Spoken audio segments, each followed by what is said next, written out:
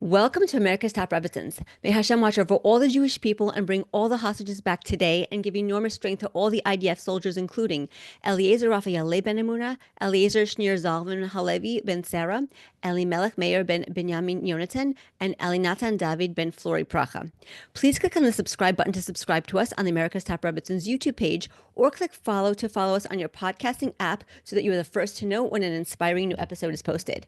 My name is Vera Kessler. I am a certified life coach, and I specialize in transformational life coaching and accountability life coaching. So if you are a woman who wants to get out of the chaos, who wants to stop surviving and start thriving and really build a life rooted in joy and empowerment and meaning and purpose, please feel free to reach out. My discovery calls are free. The first call is free for a 50-minute session, and we can figure out if this is, if we can really move forward and I can help you. And I've helped so many people. So I'm actually really excited to hearing from you. And my website is in the bottom of the show notes, and you can make the appointment for the discovery call through the website. So I'm looking forward to speaking with you. I'm very happy to have on today's show Rikki Jacobson Davies. Rikki is a clinical director and the founder of the Center for Relational Resilience. She's passionate about helping people heal from relational trauma with clarity, truth, and resilience. A private clinician and a sought-after lecturer, Rikki has developed a unique approach to healing from complicated, confusing, and painful relationships. That sounds wonderful. Exactly what we're going to talk about today. So thank you so much for being here, Rikki. Please tell us more about yourself and what you do. Sure. So my training originally was in trauma, and so today there's a lot of trainings available in working with trauma. I found that there was a little bit of a gap between the training that I was receiving, which was really amazing, but a lot of the research on trauma was coming out of work with like veterans of war, kind of populations that can be studied more easily than the populations that I was working with. So your regular kind of run-of-the-mill seminary girl or young woman in Ramat Eshkol or Borough Park wasn't necessarily represented in the studies and the research and therefore the trainings I was doing. And I found that a lot of the people I was working with, the whole understanding of trauma was so critical in terms of, in order to understand their experiences, but it needed to be adapted to what I call relational trauma. Today, other people talk about relational trauma quite a bit. I'm certainly not the only one. But I started to kind of blend different models that didn't necessarily come together in order to really focus on relational trauma specifically. So relational trauma, meaning trauma in the context of close relationships. We're so vulnerable in our closest relationships. We count on our closest relationships for safety in this world. It's a hard world, but we can do it if we have our people, if we have our circle. And when something goes wrong in those closest circles, we're so much more vulnerable. It's not the same as something going on, wrong with a stranger or a car accident, and not to minimize those things because they can be absolutely devastating. The point is, in a close relationship, it can take a lot less for something to be devastating, and just the proximity, the fact that there's constant access.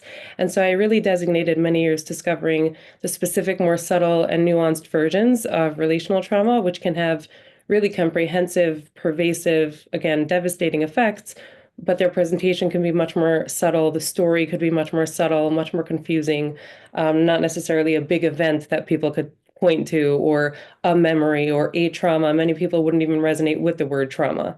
So they might be like, no, everything was fine. I don't know why I feel this way. And then it's a whole different way of approaching it, really recognizing what we need proactively in order to be okay in our relationships, not just did something big and terrible happen that you could point to. I really like that because you're right. I mean, we rely on our closest people, our family, our friends, our parents, our siblings, our husbands, our boyfriends, those are our support system. And if there's something not right there, it could completely throw us off and make us feel insecure, or maybe even that there's something wrong with us when there really isn't. So, yeah. So we're I going to think really dive into this today. Yeah. absolutely. And it can also really compromise our safety in a real practical sense. Everyone in your life can be irresponsible with money and you'll be fine. But if it's your spouse who's Right. irresponsible with money, that's not, then you have a massive situation on your hands. And so the dynamics are so different when it's someone that you're sharing every aspect of your life with, that you rely upon, that you're dependent on, that kind of interdependency.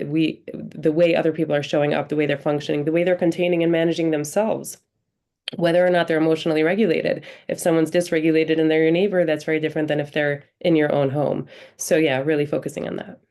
Thank you so much for clarifying that because I want to, I just, it's so important. I just like want to emphasize that, like, and just really thank you again because yes, people around you, like people, the guy behind you in the line at Whole Foods could be acting a certain way, but you know what? You're not living with him, and it really, really makes an impact when you're living with somebody when their decisions directly affect you. Like I love the money example, when their decisions directly affect you, when their moods directly affect you, when their behavior or their showing up or their lack of showing up directly affects you. It's different than when somebody, let's say, outside your household does it. It really does make a difference. I think it's an important distinction. So thank you. Right, sure. And I think what you were really speaking for, which is another major piece of this, is that we're all kind of trying our best in this world and we take feedback from the people around us. We do a healthy person takes correction, a healthy person takes feedback. If someone in our closest circle is reflecting to us that we're mishandling something, we want to consider that. We want to think about that. We want Right. to be thoughtful about that.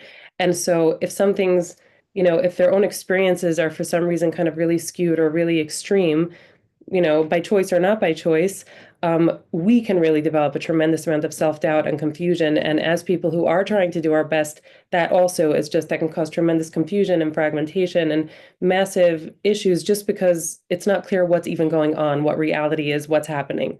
And that is, again, a function of our closest relationships because if a teacher or a boss gives us feedback that we're not sure about, we turn to our close people and we're like, what do you think? What do you think? But if the people Exactly. we're turning to, we can't really trust their own sense of reality, their own perception of reality. We are looking to them as mirrors, not exclusively, but substantially, as is appropriate. And that can just leave us with kind of tremendous confusion and self-doubt and insecurity. And is it me? Is it them? What's going on? What's wrong? 100%, 100%. And we're going to actually be talking about what I personally consider to be a pandemic in relationships. Narcissism, and it's along the lines of what we've been speaking about. The people closest in our lives, if we are married to a narcissist or we're dating a narcissist or we have a parent who's a narcissist or even a sibling, it really, really, it's a direct hit on us. We're very, very much affected, but just so that we're all on the same page, can you please define for us what exactly is a narcissist? And also, how can we tell if somebody in our lives is a narcissist? Because, that term is sometimes thrown around and we say, oh, he's a narcissist or she's a narcissist. And we don't exactly know, we're making light of the term when it's really, really a serious term. Yeah, so I'll start with your second point because I want to just speak a little bit to that piece of people trying to get clarity. I think that people are in relationships where there is this kind of narcissistic flavor, something that is making people even pursue the word or look into it or watch videos. There's a tremendous amount of confusion. People that are narcissistic for real, and also people that are on the spectrum of narcissism, are going to be the least likely to show up in therapy. And so, people in their family who are kind of dying for a diagnosis and clarity and what's going, like a way to make sense of the confusion and the pain, Yeah. are usually going to be getting their information from the internet. They might be begging their own therapist for information. Some therapists will jump to give a diagnosis. Some therapists will withhold or refuse to give diagnosis. Both have their considerations, but the point is they both have pros and cons and dangers. So I want to really just acknowledge that it can be quite difficult and quite a journey for people to kind of reach a certain sense of clarity. And I also want to encourage people not to necessarily think of it in black and white terms, but like take your time, watch the videos, get educated, get a really robust picture. What's really important to remember, and I will get into the definition and more of a description of narcissism, but what's really important to remember is that it does exist on a spectrum. There are different profiles. And this is, again, where you want to be very thoughtful because a really extreme version of narcissism, which could be dangerous, and then the priority is just safety, safety, safety, is gonna demand and it's gonna need a different like way of showing up or way of handling it than something along the spectrum and in the other direction, something a little lighter, which could be painful and confusing, but it's more trait based. The person maybe does respond to a different kind of communication. So you want to know, are you working on your communication? Are you totally not working on that, but just working on coping? Or is it not even coping, but it's safety? So there really is a spectrum. And I just want to encourage people to be really thoughtful as they kind of try on these different definitions for size. And you don't have to think in black and white terms. You get to acknowledge, well, they really have this feature, they really have this trait, and thank God I'm not worried for my safety or my children's safety. I don't necessarily have to take as extreme a stance. So that's just in terms of like how to relate to it, and also to really acknowledge for the people that have been looking for a diagnosis, it is hard to get one. You're not alone. As confusing as it can be, and maybe as there's a lot of kind of pushback from the mental health field when people get their diagnoses off of YouTube because you can't get a diagnosis off of YouTube or out, from an influencer. And I agree with that. I would still say that sometimes you're going to get the best information from a YouTuber or an influencer because there are people that have studied this extensively. You won't necessarily get a diagnosis in a clinical sense or in a legal sense, but you still can get good perspective. And sometimes it's the only option available for people. So be careful, do due diligence, you owe it to yourself and to the other people in your life that are going to be affected to really think this through. And it is a complicated journey. So, like, it's not you, it's really the nature of the beast. They're not going to go in, by definition, they're not going to go in for, a diagnosis or an assessment. Right, because there's nothing wrong with them. They think that they're fine. It's you, it's not me, right? Right, exactly. So going into, so what is a narcissist? So I want to talk about almost like the MO a narcissist and then kind of like the criteria, the diagnostic criteria or the different characteristics of narcissism, because the MO really kind of contextualizes everything else that you're going to see. So a narcissist, we form a certain sense of self over time. We kind of, when we're babies, we don't have a sense of self, and we get all these messages, and hopefully we get enough positive and loving messages. And it could be so complicated, and everyone has their wounds and scars and bumps from childhood, no question about it. But most people, we're hoping to develop a certain basic core sense of I exist, I matter, I have value, I'm good enough, I can do better, I can learn, I can self-correct. Like we have this little core and then we go out into the world and we have relationships. And again, we're always co-creating a sense of reality and learning and adjusting and fine-tuning as we go. And some of us are better at it and some of us are less good. And some of us are more defensive and some of us are less defensive. But there is a person there. A narcissist is almost like a person where that core is totally missing. So it's like you have a body, but around this kind of missing core. And I know that the way I'm putting this is, I think in human terms, and a lot of people are really suffering at the hands of narcissism. And I want to say the two could really be true. It really is a tragedy. That doesn't mean that you need to sacrifice yourself for it. I just think it's helpful to understand what's going on so that you can kind of unblend and see it. Definitely. And so the MO of a narcissist is they are kind of completely preoccupied with like the preoccupation of a baby. Do I exist? Do I matter? Does anyone see me? How do I know I exist? I need attention. I need constant attention. There's a very fragile ego. There's a very fragile sense of self. They need constant supply from other people.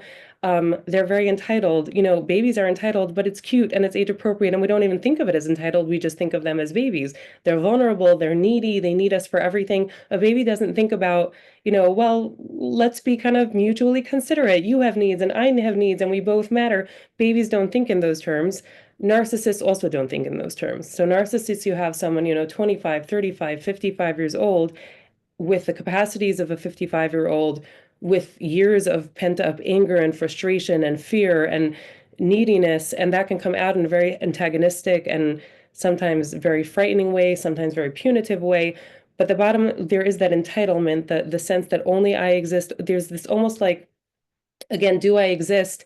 Prove it to me. I need to know that I matter at all times. That's the only thing that matters. I'm the only one that matters. Only my experience is real. If you have an experience that conflicts with mine, that's almost like a personal offense. It feels existentially threatening rather than, hey, we're two people, let's talk about what's going on.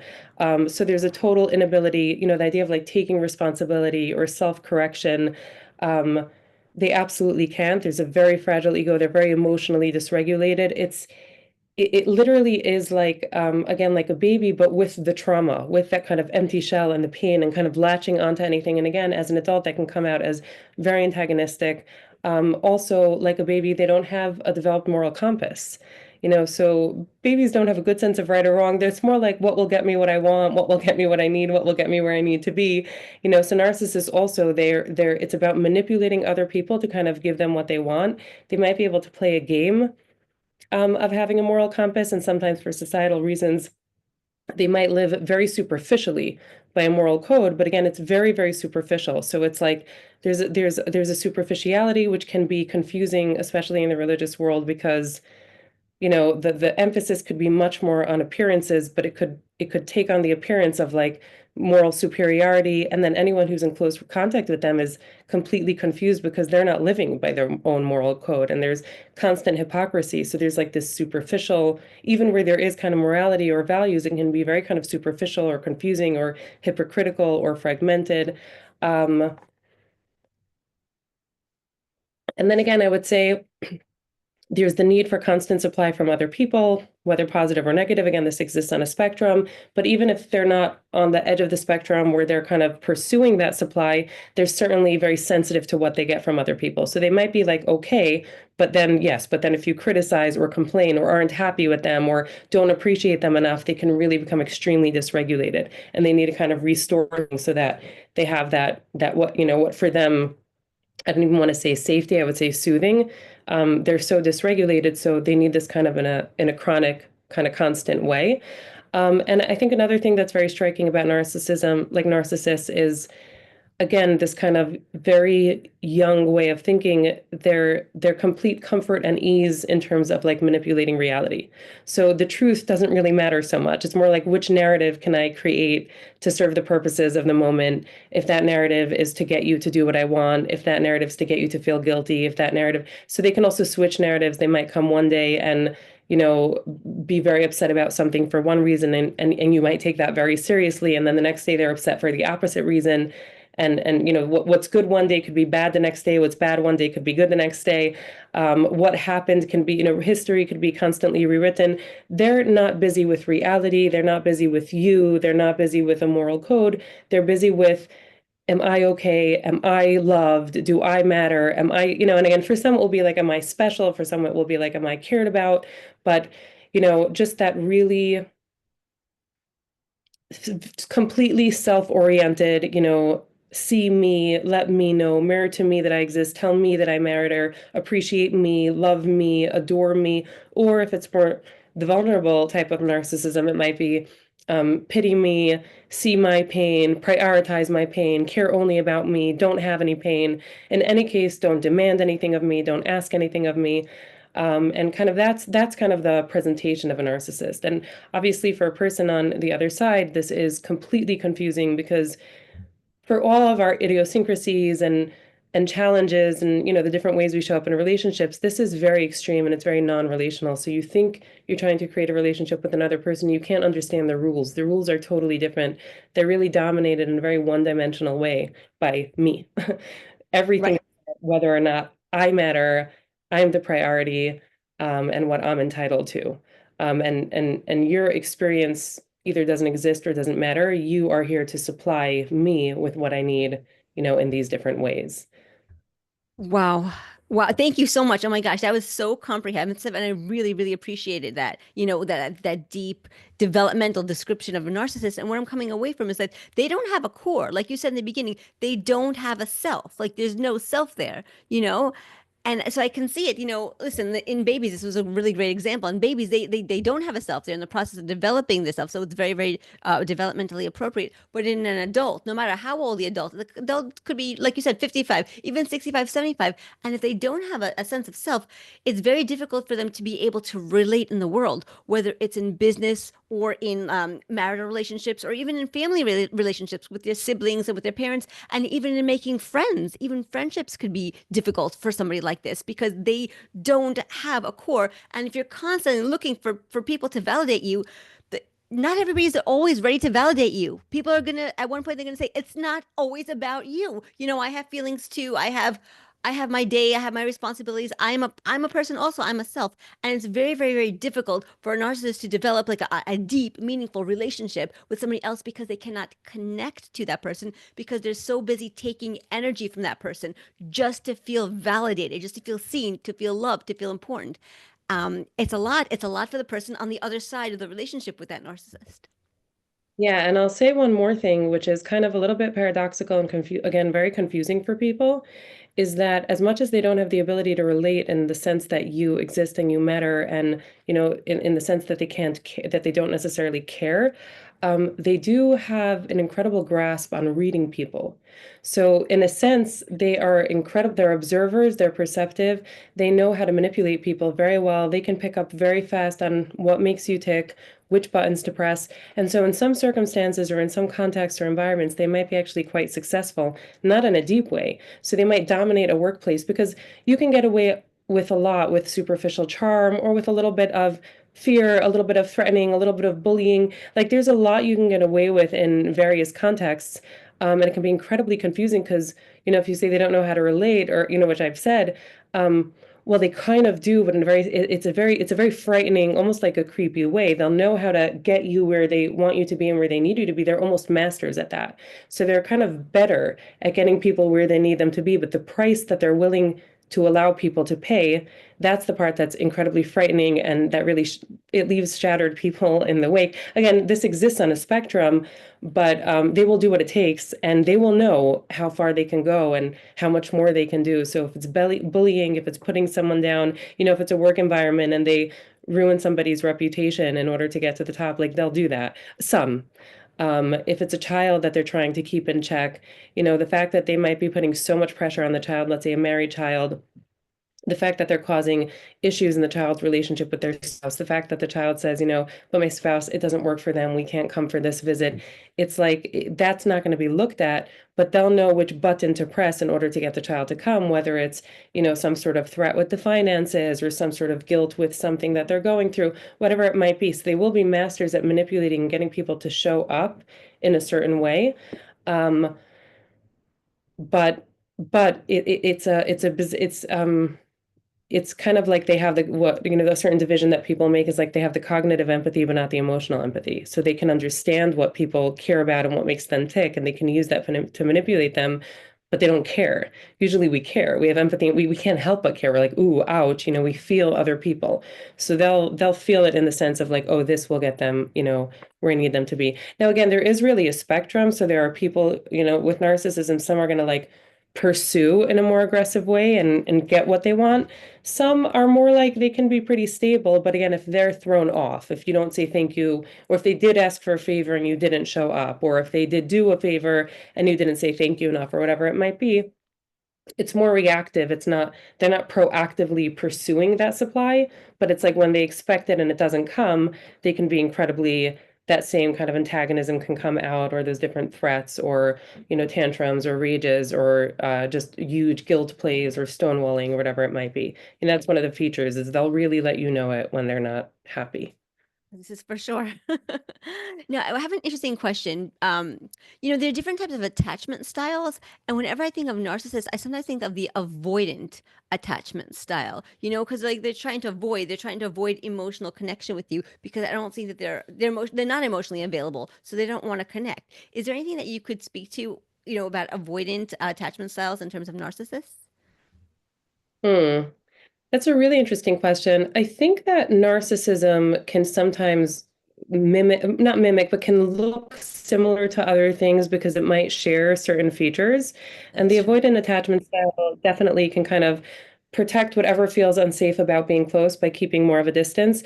But you're not going to have those features in such an extreme way. They might be sensitive to criticism. So you might see some overlaps. One of the things you want to be looking at is this a trait or a state? Is a very helpful way to think about it. So somebody has an avoidant attachment style, you're going to see empathy in a general sense. You're going to see kindness. You're going to see that they could care about other people, but they might have a state. They might have like a moment or in their closest relationship, they might kind of keep a distance, but it's not going to come out with the rest of the cluster. They can care very deeply, just maybe not be emotionally available. So they might, let's say, be very generous with money, and that feels like a safer way for them to connect, but like not be really so present for emotional conversations. So where there is overlap, I would say in general, a narcissist, you can think of it really any person who's in a heightened sense of threat can show any one of these traits. We can be momentarily antagonistic. People can go into rages. People can go into, a more hostile stance. People can get very defensive and be very kind of closed off to criticism. We can be, entitled, so there are actually many things that can be confused for narcissism. And I think that this is like you were saying earlier, people trying to figure it out. This is where it's very important to kind of tease it apart. Is this chronic? Is this the whole cluster, or is it more of a trait? And many people with avoidant personality, with avoidant attachment styles are really lovely people. And even their partner will say they're lovely people. It's just very hard to get close to them. It's like once they have me, they keep me at arm's length. But they will find other ways to show love, to show care, to show empathy. They won't be entitled in that way per se. So you're looking for kind of the cluster, and also is it a trait or a state? Is it kind of chronic and ongoing, something that I know is there, or is it more like, ouch, this kind of comes and goes and it's really painful? But again, when we talk about practically how to relate to it, creating safety for somebody with an avoidant attachment style is going to be a whole different game than for somebody with narcissism, where I don't know that you can create safety per se. You might be able to create momentary safety enough to get through the moment or to get through the dinner, to cope, to kind of get through. But to truly connect, you can connect with somebody with an avoidant attachment style. You just really need to learn their language of safety. And then also they very often do have the capacity for self-awareness and self-correction. So they need to be motivated. But it's like you can have somebody with an avoidant attachment style watch a video on avoidant attachment and be like, oh, yeah, that's me. Wow, that's kind of crazy. I see what you're going through. I feel so bad. Let's work on this together. So it's a whole different flavor. I'm not saying that it won't be challenging. I'm not saying it's an easy road, but there is that capacity, there is that capability of self-awareness, self-reflection, taking responsibility, accountability. Even if somebody finds, again, with avoidant attachment, finds it too hard in a certain relationship and the relationship ends, they very often can take ownership, they can apologize, they can recognize like where it was them. So there's a very different flavor. It's not that you don't exist and only I matter. It's more like closeness is scary for me and I go into my own shell and I don't really know how to come out of this, but it's not darker than that. It doesn't have that dark energy. There isn't that fear. There isn't the walking on eggshells. There could be a sadness, a loneliness, a grief, but it's going to have that kind of very different flavor. I'd say also in terms of the impact on the person on the other side, it's going to bring up pain and grief and frustration. Sometimes maybe even can really activate the other person,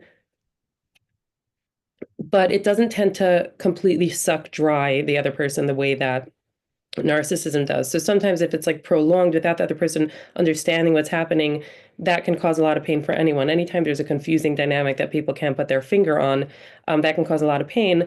Very often today with the reading material available, a lot of people will be able to place it and be like, oh, yikes, what do we do? Whereas with narcissism, as we talked about at the beginning, people can be going in circles for months. There's tons of confusion. Even when they have a definition or a sense, there could be years or decades that they don't know what to do. There's like no map. There's so much confusion. There's so much pain. It's so scary. The stakes are so high. They could be so terribly punished. And so those are the things that you're looking at when you have somebody with something that has a similar flavor, but isn't this. It's not as scary. It's not as devastating internally. Right. And wow, that's thank you for clarifying because that makes a lot of sense. Um, it does make it doesn't make it fun either way. Whether you're with a person who's narcissistic or avoidant attachment style, it's not pleasant either way. But there's definitely a distinction and a difference, and I really appreciate you clarifying that and making that distinction. So the term love bombing is used a lot in terms of narcissism. That's like a new term for me. Like I've only heard it recently. Can you talk about what that is and what that looks like? Sure. So yeah, as you said, it's a new term, and that again speaks to the fact that right now there's, I think, better information on YouTube than in the DSM. Again, that's not to say like be cavalier about like pursuing a diagnosis. It's just the fact is there are people that are studying this extensively, and not all of them have degrees. Some do.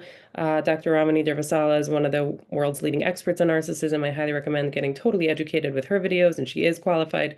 But the point is, love bombing, I don't think that shows up on the DSM just yet, but it does emerge just from like more of the, folk wisdom that's out there.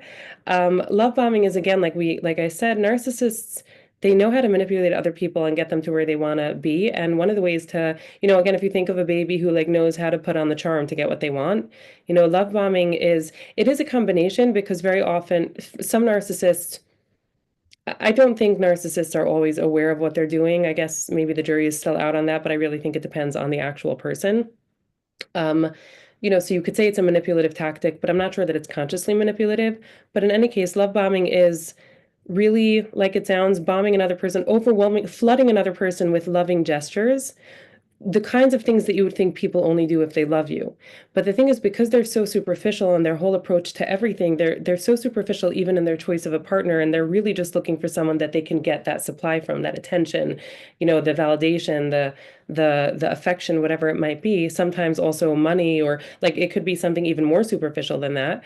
But in any case, it's they put on all the charm, and they can really shower a person. They know how to press those buttons. They can really, really shower a person with things that seem very loving. And for most people who don't operate this way, their thinking is, wow, if they would say things so big, they must really mean it. Like nobody would say that if they didn't mean it. Nobody would say things so extreme or do such a big gesture if they didn't mean it. And so that is the way that they are able to hook people into relationships and or pull people back into relationships.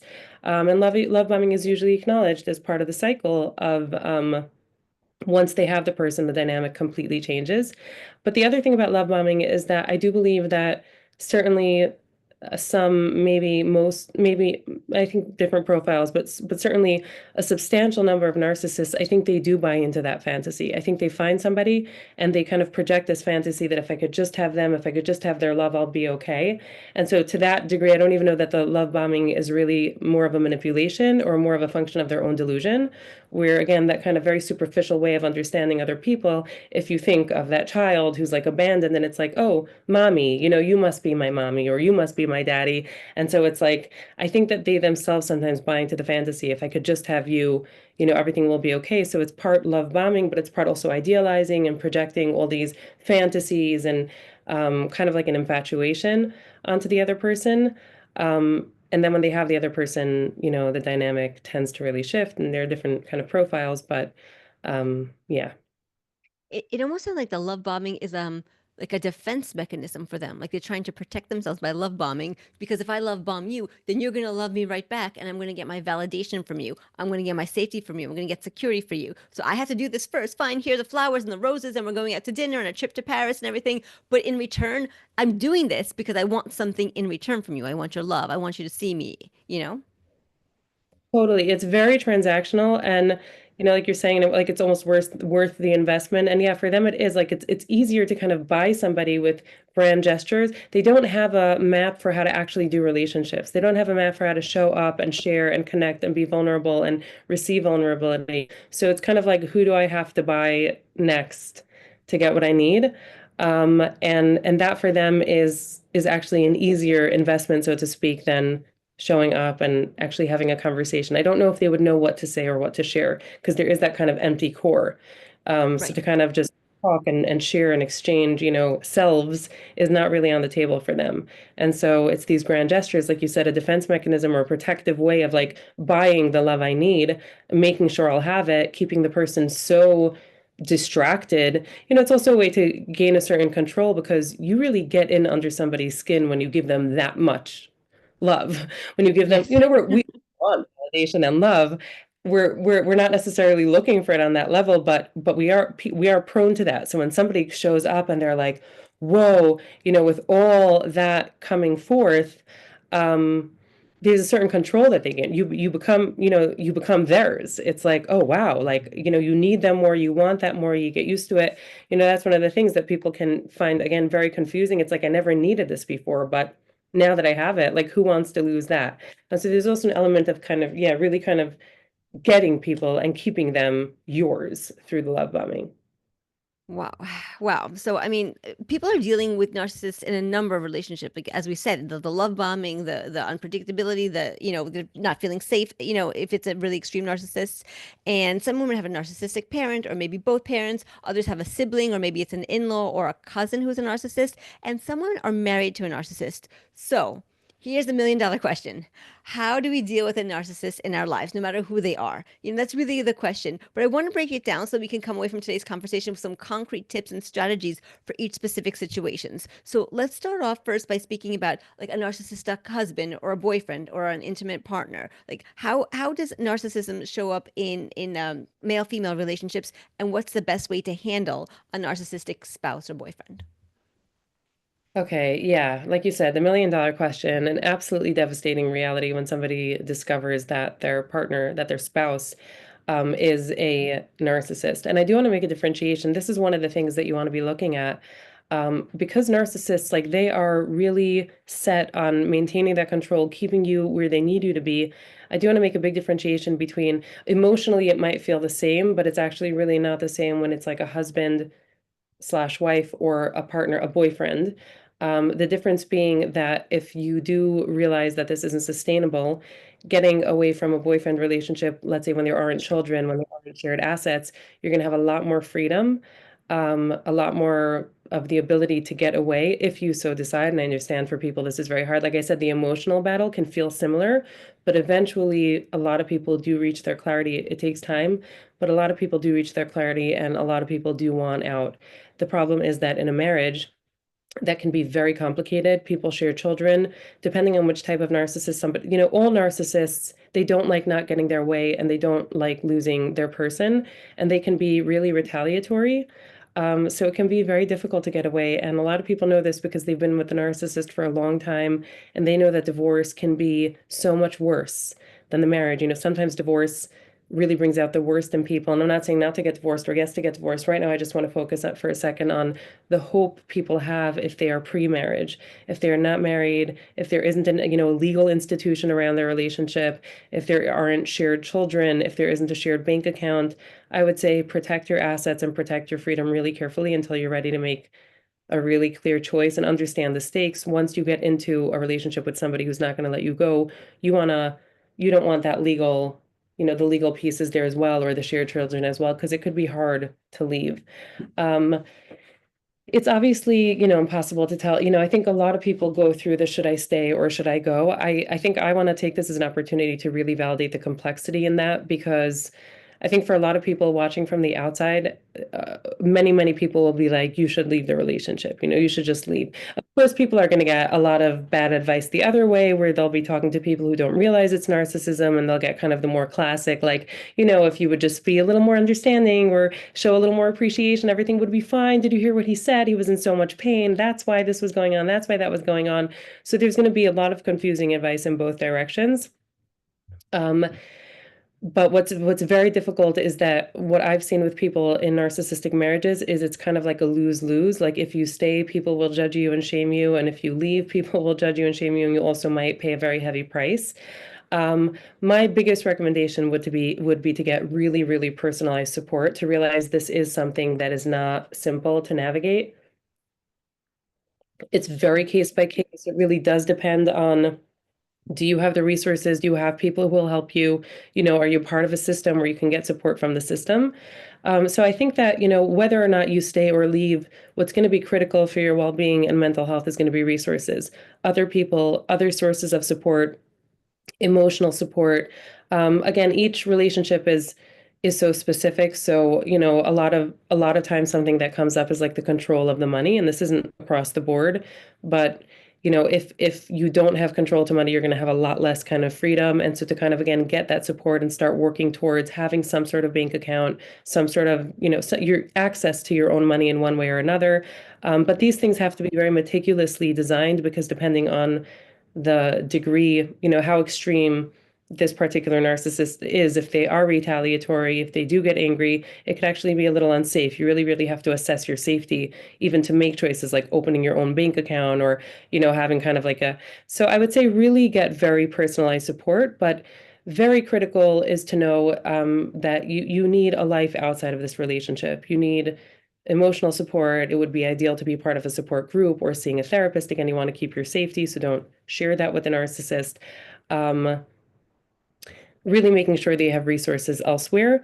Really, sometimes people are going to stay because it's too complicated to leave. And again, it's like, I want to validate that. It's a very, very complicated decision. Sometimes people can kind of keep the relationship stable enough that they're not actually risking their safety by staying. It's just incredibly, not just, it's incredibly painful. It's incredibly unpleasant. And so there, the main focus is like your own mental health. And that's again where you want to really invest in resources and your well-being. Don't expect it from the relationship. Don't expect things to change. Narcissism could come in waves. It may, like attacks and rages, it could come in waves. Narcissists can again, they're master readers, so they could tell if you're like pulling away, and that's where they might love bomb you, even within the context of the relationship, to bring your attention back inward. And that can create a lot of false hope for people, like things are getting better, it's getting better. Right. I'm not going to play God. I'm not going to say, but I'm just going to say very often it's not. It's just really part of the cycle. And so you want to be prepared for the next wave, and you want to make sure that you have your people outside of the relationship, that you have ongoing support, you're able to reality check. You don't kind of have that internal disintegration that comes with living on the receiving end of this all the time. And some relationships can be sustained long term. They're not rewarding, but they're stable enough, and people make the assessment that for the safety of themselves or their children, for the financial safety of the family, they don't have the resources to kind of go through the battle right now. But it's very case by case. You have to be very thoughtful about it. And then again, things are really on a spectrum. So I want to again just mention and acknowledge not all narcissists are so extreme. So some have the more like the narcissistic traits. They could be really decent people, really even good people or loving, but there is that fragile ego. So they could be extremely sensitive to criticism, but otherwise relatively collaborative, relatively responsible. They do have a moral compass. They have those traits and it's on the spectrum. And again, I don't want this to sound like I'm saying that all relationships like these are not sustainable. Sometimes it really is a matter of like, you do have to a little bit walk on eggshells and you have to be kind of really like, don't expect validation because you're not going to get validation. Certainly don't expect validation in a fight. And there, the coping is about reminding yourself almost on a daily basis who this person is, what this reality is, kind of really, really managing your expectations so that you don't by accident, like inadvertently walk into a trap that always goes down. And that's not to say this is your fault but it's just for your own well-being, for your own sake, getting in touch with what the reality is, really grieving it, knowing it's not you, but you still deserve to create the best thing you can create. And this is not to encourage people that can some people are just conflict avoidant. This is not encouraging people to be conflict avoidant. This is saying if you have seen over years, it is never going to go anywhere. This is not a matter, people ask, is this enabling? Is this codependent? And kind of pulling the threads apart is really important because sometimes it isn't. It's just accepting reality. The person is not changing, and you trying to pull that out of them can just lead you to a spiral that is so much worse for you and your family. And so you don't want to lose sense of reality. You want to have a very clear sense internally, like this is wrong and this is on them. And I deserve to take care of myself. I want to for myself, for my children. I'm going to invest in myself a different way, not because I'm confused, not because I'm buying their narrative of the day, as much as I recognize this is their vulnerability. This is where they go. It's very tragic and it deserves a lot of grief. But what I'm trying to say is that some relationships can have the grief, but also have enough. Other relationships will have phases. So again, some people will say like, there really are people they have almost like a narcissistic part and they can be, I've seen some relationships that are great relationships, but every now and then something comes and pushes the person over the edge. And it's almost like they become temporarily narcissistic. It could be for a couple of weeks, it could be for a couple of months, maybe when they're very down on themselves, maybe when they lost a job. So this is, again, what I really want to encourage people to look at. You don't have to only accept the most extreme picture as your story.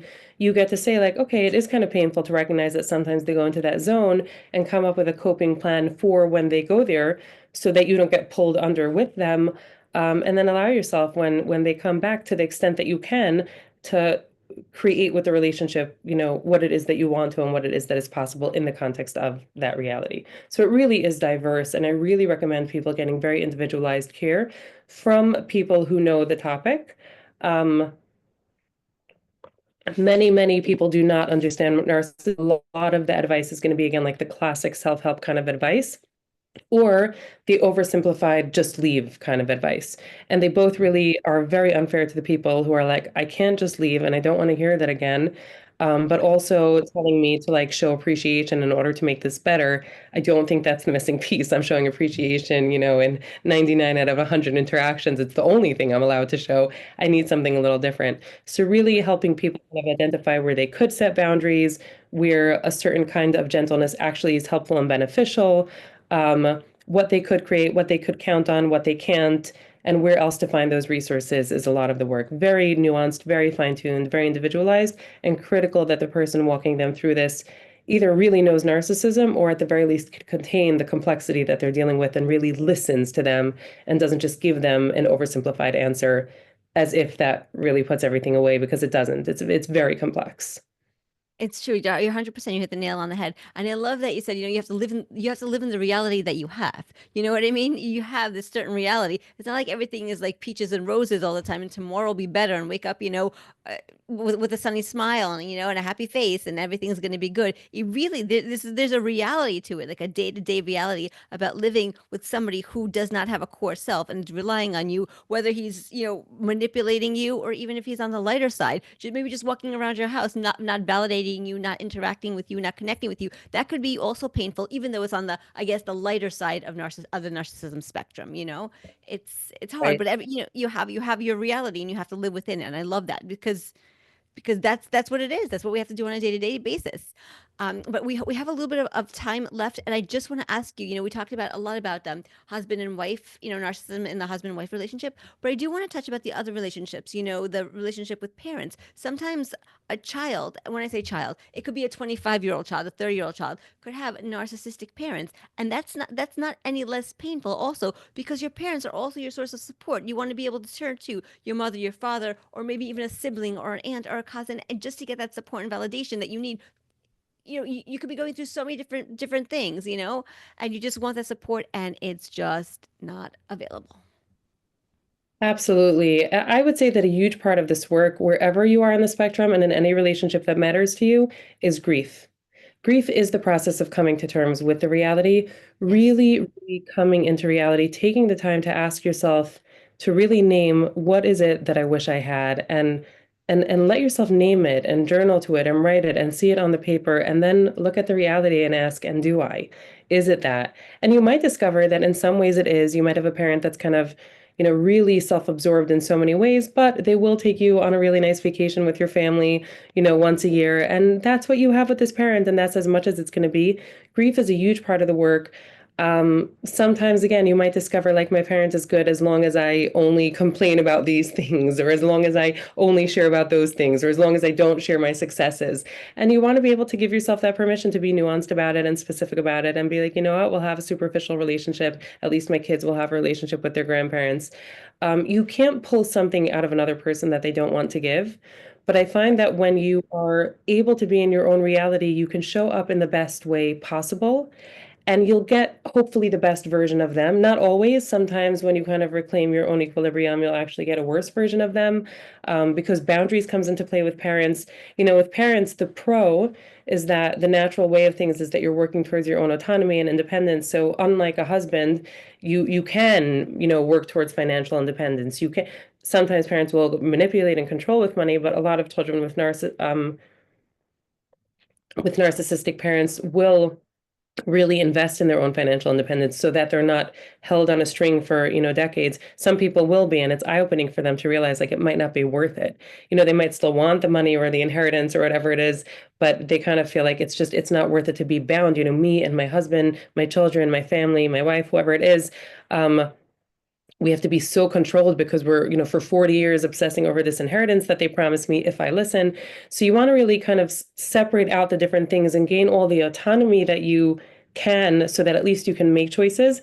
And then it comes down to paying the emotional price of the choices that you make. But with parents, boundaries comes up because people very often are conflicted between choosing what's best for their family that they're creating, or the parents, or let's say if it's young emerging adults, again, that's where the boundaries becomes a huge part of the topic. Whereas with a spouse, you can't always afford to risk setting. The boundaries are much more complicated because if they go into a raid, the stakes could be high and you don't necessarily have a plan B. When you're an emerging adult, you are building a plan B, which is going to become your plan A. You are building an autonomous life, and there's hope in that. But there's also a tremendous grief in that and some really tough decisions to make. Really, sometimes I've worked with so many incredibly courageous young people that came from families with tons of money, and they knew the second they set the first boundary, they are losing all access to any sort of financial care. And they did. And so I've had people from really wealthy backgrounds couch surfing for months or years, living in other people's apartments because they were cut off financially. But they made that choice. I'm putting my mental health first. I am preserving that. I'm building my own self. I'm building my own life.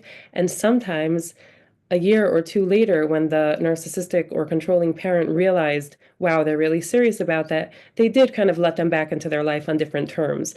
But this isn't a matter of like setting boundaries in one conversation and the other person accepting it. This is a Right. matter of setting a boundary, paying an enormous price. So you want to be ready for it. You want to know the person you're working with and what they're capable of in order to kind of keep you there. You need to be ready to pay the price, whatever it is in your particular circumstance. You need to have a plan of action for where you're going to go and your safety and your housing sometimes. But I wouldn't say all is always lost. Sometimes things can come, when you're very serious about it for long enough, people can adjust the terms, but that could be literally a year or two or three, maybe 6 months. That is not a matter of like, oh, I see she's serious about this. Let's kind of sheepishly sort of apologize and be like, come over for dinner. So it's not an easy process, and a person has to be really braced for that. But the hope with children is that the trajectory of your life as you can, and I really encourage you to create that autonomy so at least you can make those choices. And then it's about going through the emotional incredible grief. And again, I don't want to minimize that. It's just at least you're free to do that. Whereas when you're financially tied up or structurally tied up or tied up because of children, a lot of people can't even focus on the emotional experience. They're really just surviving.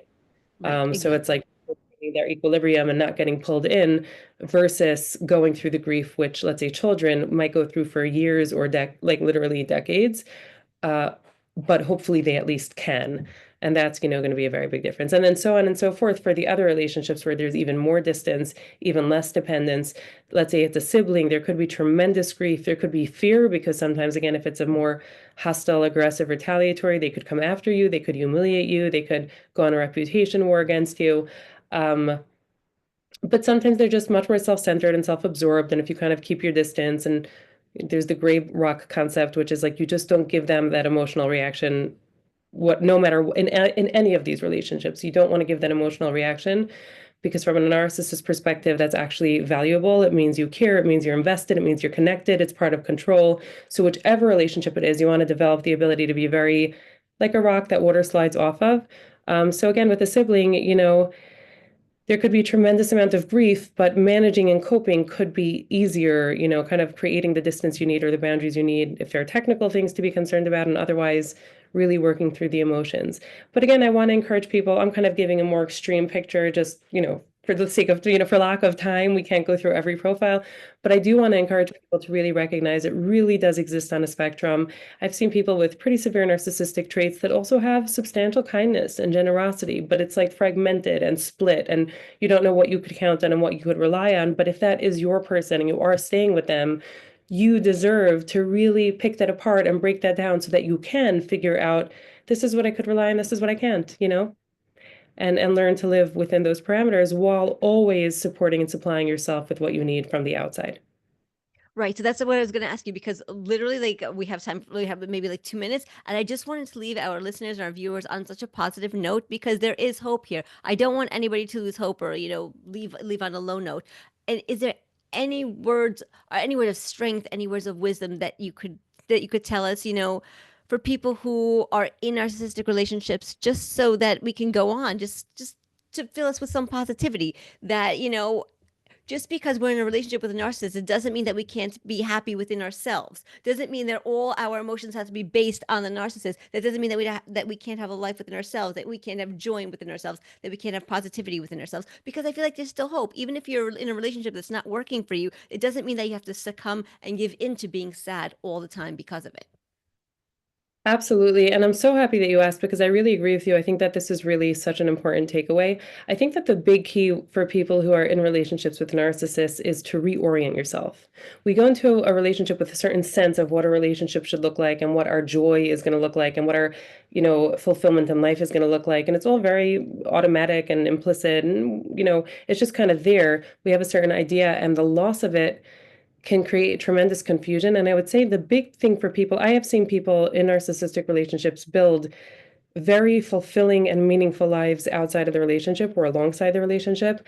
And I think the main thing is to reorient. In our model, we talk about really clarifying and updating your what, your why, your how, and your reality, like in the context of your reality. So when you can grieve and accept and see and recognize and also appreciate your reality, appreciate doesn't mean minimizing or whitewashing the dysfunction, but it either means within the relationship if there is good, or appreciating you might have a very close family, siblings that live around you. You might have an in-law, the parent of your narcissistic spouse, who actually understands and is empathic. So updating your sense of reality so you can reorient and updating who do I want to be in this reality? I find people in relationships with narcissists have to reach very deep for a different type of meaning, but when they do, It is very meaningful, so there are people that choose to reclaim one of the things I think what you said is so important, reclaiming your mental health, reclaiming your emotional well-being. You do not want to give that power to the narcissist. It's not natural. That is something we give to the people we're close to, but it really is reorienting, putting up a real wall. Again, that gray rock method, I think really says it very well. You put up a real wall, you reclaim your mental health well-being, and really clarifying, like, who do I want to be and what's my why? And my why is often going to be because I have kids I care about, because I matter no matter what they did, because there's so much more to life. I mean, it's devastating and I don't want to oversimplify it, but still, I have my whole life. If it's a religious person, they can take comfort, if they do, not everybody does, in God, in the future, in meaning and purpose. Some people believe this, this is what my soul chose. Like everyone has their thing, but you really want to tap into, like, on the deepest level, in 20 years, when whatever this is going to be, who do you want to be? And what does it take for you? That's the how. How do you go about reclaiming that and rebuilding that? Now, again, I do believe that must be with support. We're not built to live alone, and certainly not in the context of the onslaught of all of this really painful stuff and this negative energy. So invest in those relationships, have other people to remind you how valuable you are, create fun, create joy. I know people that go on trips with friends and they have this whole other life. And this is a relationship that they manage that for whatever reason they're in or closer in proximity to, and they have their reasons. But they really create something on the outside. So 100%. And just one more thing I'll say, because again, just the complexity, and everyone's story is their own story. Some people do that absolutely beautifully, and they discover after 2 years of doing it that they really cannot be with the narcissist anymore. And that's where they kind of, through that, they have more strength, they have more resources, they do build up their own financial independence or whatever. And through that process, get that clarity of like, wow, I really gave this my all. I did everything I can. I was worried about my kids, but I see that this is just not sustainable. And as painful as the battle is going to be, I need to leave. Unfortunately, sometimes people discover that because they get ill or they have, a hard time. But the point is, you exist beyond this relationship, and you want to really heavily invest in reclaiming that. And it can be done, and I've seen it done and worked with people doing this. Again,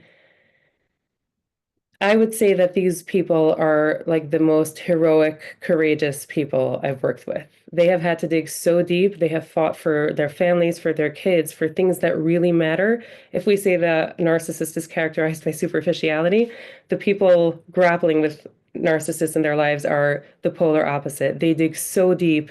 They find a kind of meaning that goes so much deeper than others, have to, necessarily have to reach for. So reclaim yourself, take your emotional well-being back, create loving relationships like we all need and like we all really need and deserve, and we're created and designed to thrive in, create that circle of safety outside of this relationship and to help you, to protect you, find people.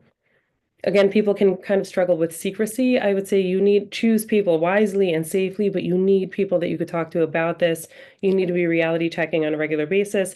But if you do, it is a real game changer. For somebody to have a little episode and then call that friend and they kind of laugh together and cry together and exchange horror stories, that saves lives and it also enriches lives. Those friends go to the beach together, those friends go Yep. boating together. Friends Yep. go to Cyprus together. You know, I have seen people create some of the most beautiful lives, not just meaningful, but actually rich and full and robust lives with these circles of friends that not everybody else, gets in their entire lifetime. So there definitely is hope. I don't want to oversimplify it because it's not simple. It can be brutal and still, the path exists towards something else outside of this relationship, whether or not you stay and whether or not you kind of stay and then leave, and whether or not you leave. Either way, find your people, create your life, create your path, find yourself, reclaim your mental health. Do not give them, I know it's to say don't give them the power is a ridiculous thing to say because we do, but invest in learning how to reclaim your power over your own emotional world. Go to a therapist and invest in learning how to not be affected when the natural way is to be affected. It is natural. You are normal. There's nothing wrong with you. I could say it's almost impossible to you are overriding your biology by becoming someone who isn't affected, but invest in learning how to do that because they've lost the right to that kind of contact with you. They're not treating you with the respect that every single person on this planet deserves to be treated with. And you just kind of need to take that back the same way you kind of remove your body from someone who mistreats it. You remove your heart and your soul from someone who is really just battering it. And you learn to do the gray rock and just be like, oh yeah, wow, I hear, but it doesn't penetrate.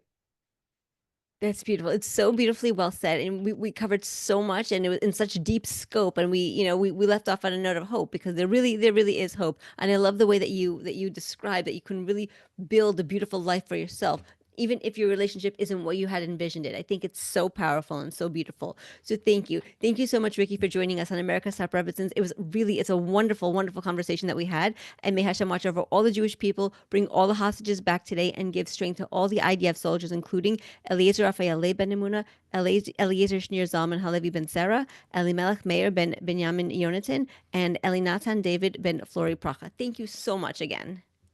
Thank you so much. Take care. Thank you.